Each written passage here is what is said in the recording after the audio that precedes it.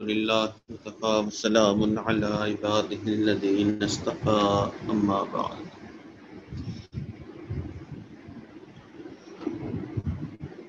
پچھلے چند دنوں سے معمولات نقشبندیہ میں جو پہلا معمول ہے استغفار، اس کے فضائل بیان کیے جا رہے تھے، اور ان فضائل میں ہم نے یہ بھی بیان کیا کہ استغفار کرنے سے نہ صرف گناہ ختم ہوتے ہیں، اللہ تعالیٰ گناہوں کو نہ صرف وہ معاف فرماتے ہیں، بلکہ یہ استغفار ایسی چیز ہے کہ جو شخص اسے کرتا رہتا ہے اللہ تعالیٰ اس کو گناہوں سے محفوظ بھی فرما لیتے ہیں،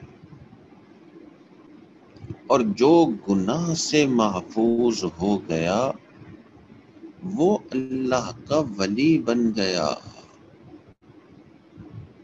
اس لیے یہ استغفار ایسی چیز ہے کہ اگر بندہ کثرت سے کرتا رہے گا تو وہ اولیاء کرام میں شامل ہوگا۔ اسی لیے نبی علیہ الصلوۃ والسلام نے فرمایا کہ استغفار دل کو چمکانے والی چیز ہے۔ اللہ کے پیارے نبی گناہوں سے معصوم، تمام انبیاء گناہوں سے معصوم، مگر استغفار کرنے کی اتنی زیادہ معمول تھا کہ آپ علیہ الصلوۃ والسلام وضو فرماتے، اتنا نیک عمل وضو کرنا، اس کے بعد بھی استغفار۔ تو معصوم عن الخطا نبی تو وہ ہے جس سے گناہ ہوتا نہیں ہے، پھر بھی وضو کرنے کے بعد استغفار، نماز پڑھنے کے بعد 3 مرتبہ پھر استغفار، رات کو سونے سے پہلے استغفار، صبح اٹھتے ہوئے استغفار، بیت الخلا سے فارغ ہو کے استغفار، یعنی اتنا استغفار۔ اور اللہ تعالیٰ فرما رہے ہیں کہ انبیاء کرام تو گناہ سے پاک ہوتے ہیں، تو اتنا پھر استغفار کیوں؟ کیونکہ یہ استغفار اللہ کے قرب حاصل کرنے والی چیز ہے، گناہوں کو ختم کرنے والی چیز، انسان کے دل سے گناہ کا شوق ختم کرنے والی چیز ہے۔ شیطان نے بھی استغفار کرنے والے کے سامنے ہاتھ کھڑے کر دیے کہ جی اس سے نہیں لڑ سکتا۔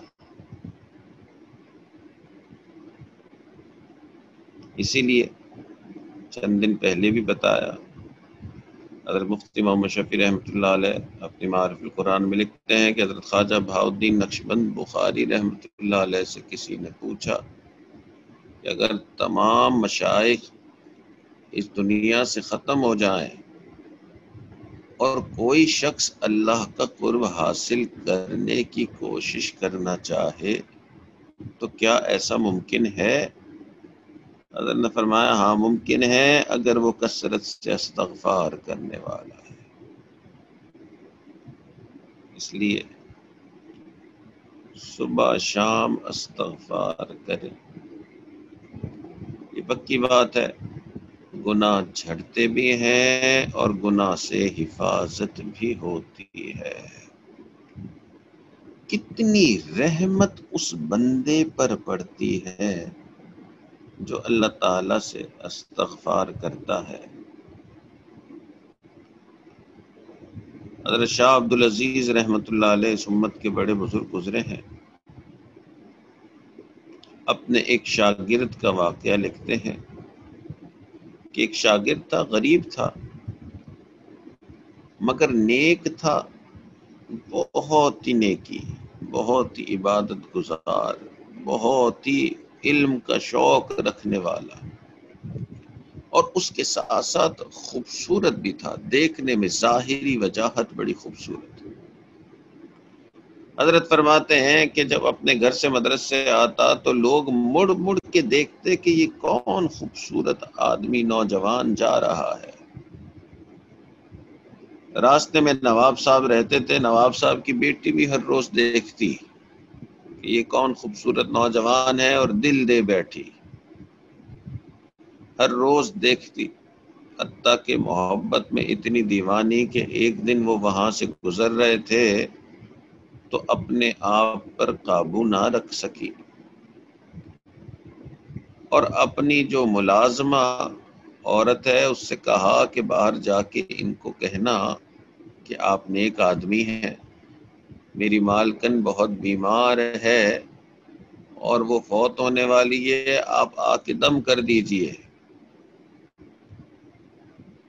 اور جیسے ہی وہ آ جائیں تو کنڈی لگا دینا.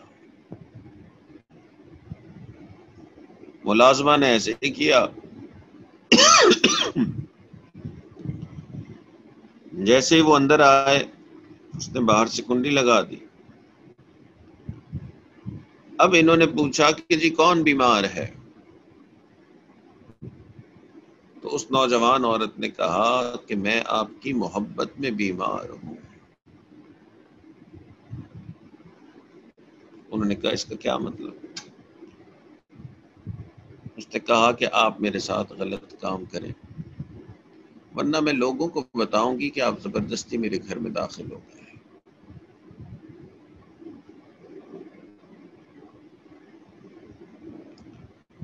اب اس نوجوان نے، جو نیک نوجوان تھا، علم کا شوق رکھتا تھا، اللہ کا خوف رکھتا تھا،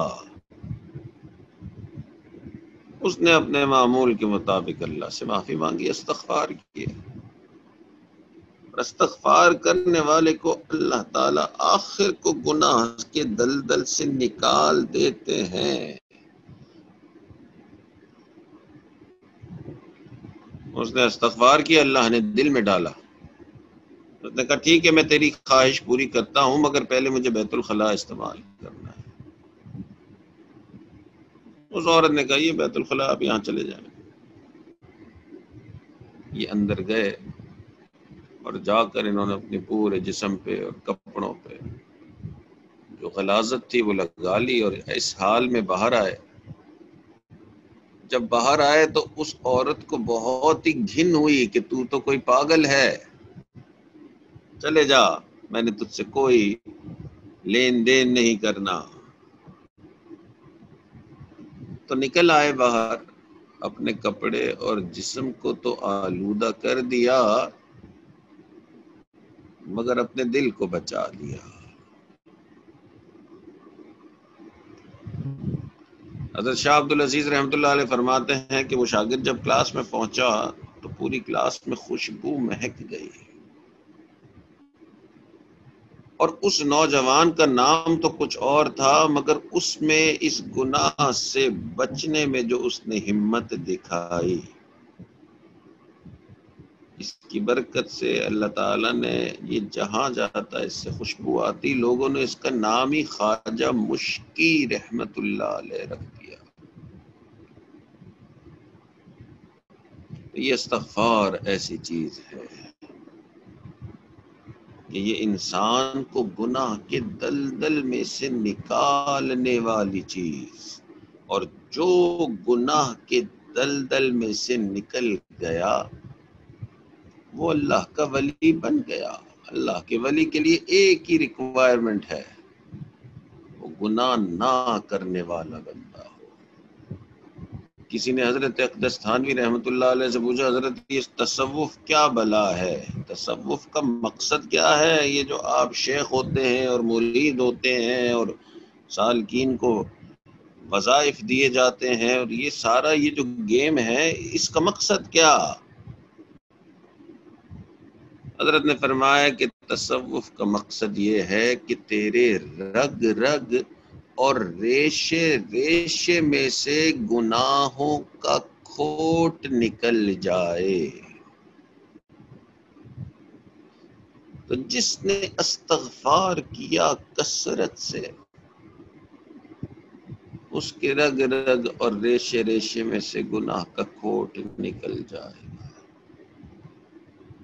تو مشائخ نے فرمایا کہ صبح اور شام 100 مرتبہ استغفار کریں، مگر ساتھ ساتھ یہ بھی فرمایا کہ جی جو وقت فارغ ہو اس میں استغفار کریں، تو اس طرح وقوف قلبی بھی رہے گی اور اللہ کی طرف رجوع بھی رہے گا۔ کچھ مشائخ نے فرمایا کہ ہاتھ میں تسبیح رکھیں، اس سے استغفار کرنے کی طرف دھیان جاتا ہے۔ جو بندہ بھول جاتا ہے نا، اس سے بات کر رہا ہے، اس سے بات کر رہا ہے، یہ کام کر رہا ہے، وہ کام کر رہا ہے، تو استغفار ختم۔ تو جو تسبیح ہاتھ میں رکھتا ہے اس کو یاد بھی رہتا ہے اور وہ زیادہ کرتا ہے۔ تجربہ یہ بتاتا ہے کہ جس کے ہاتھ میں تسبیح ہوتی ہے وہ استغفار زیادہ کرتا ہے۔ اللہ تعالی ہم سب کو کثرت سے استغفار کرنے کی توفیق عطا فرمائے۔ وآخر دعوانا ان الحمدللہ رب العالمین۔ کل سے انشاءاللہ مراقبے کا وقت 6:20 یعنی 5 منٹ ہم آگے کر رہے ہیں۔ مسجد کے امام صاحب بھی ہر تھوڑے دنوں بعد 5 منٹ آگے کر دیتے ہیں، تو امام صاحب کی اتباع کرتے ہوئے ہم بھی 5 منٹ آگے کر رہے ہیں۔ تو انشاءاللہ کل سے 6:20 پہ انشاءاللہ ہوگا۔ آپ سب حضرات ماشاءاللہ شامل ہوتے ہیں، بہت ہی دل خوش ہوتا ہے، اور ماشاءاللہ اٹک سے ہمارے مولانا فخر الاحسان صاحب بھی نظر آ رہے ہیں، ان کو بھی دیکھ کے بڑی خوشی ہوتی ہے، غلام اللہ کو بھی دیکھ کے بڑی خوشی ہوتی ہے۔ اللہ تعالیٰ برکت عطا فرمائے۔ ماشاءاللہ آج تو فاروق اقبال صاحب بھی موجود تھے ماشاءاللہ، اور ہمارے سہیل منیر صاحب کی والدہ کا انتقال ہو گیا کل، ماشاءاللہ اس وقت مراقبے میں بھی موجود ہیں۔ اللہ تعالیٰ ان کو صبر جمیل عطا فرمائے اور ان کی والدہ صاحبہ کو اللہ تعالیٰ ان کی درجات بلند فرمائے، کامل مغفرت فرمائے، عذروں کو قبول فرمائے۔ ہمارے دبئی میں ایک جاننے والے ساتھی مولانا فرحان صاحب کے بھائی ہیں، نعمان صاحب، ان کی اہلیہ عالمہ بھی تھی، ان کا بھی اچانک انتقال ہو گیا۔ دعا فرمائے کہ اللہ تعالیٰ ان کی بھی مغفرت فرمائے۔ وآخر دعوانا ان الحمدللہ رب العالمین۔ السلام علیکم ورحمۃ اللہ وبرکاتہ۔